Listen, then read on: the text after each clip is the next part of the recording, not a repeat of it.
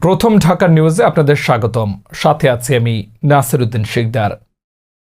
কেন্দ্রীয় কারাগারে এক হাজতে অসুস্থ হয়ে ঢামেকে মৃত্যু। তথ্যচিত্রে ঢাকা মেডিকেল থেকে বিশেষ প্রতিনিধি কাজী আল আমিন। ঢাকার কেরানীগঞ্জের কেন্দ্রীয় কারাগারে এক হাজতে অসুস্থ হলে দ্রুত কারারক্ষীরা ঢাকা মেডিকেল কলেজ হাসপাতালে নিয়ে আসলে মোহাম্মদ কামাল শেখ নামে এক হাজতের মৃত্যু হয়েছে।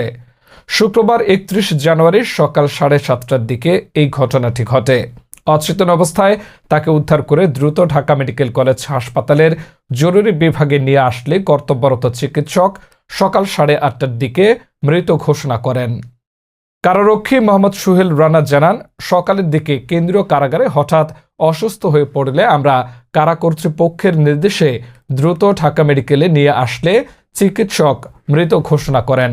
তিনি আরও জানান, কামাল শেখ কেন্দ্রীয় কারাগারে হাজতে হিসেবে ছিলেন।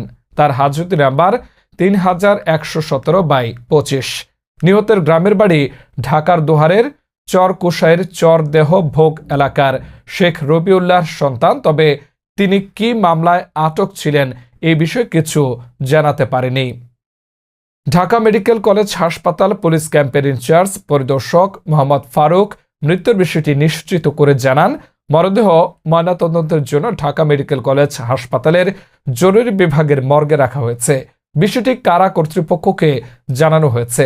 তিনি আরও জানান, একজন নির্বাহী ম্যাজিস্ট্রেটের উপস্থিতিতে তার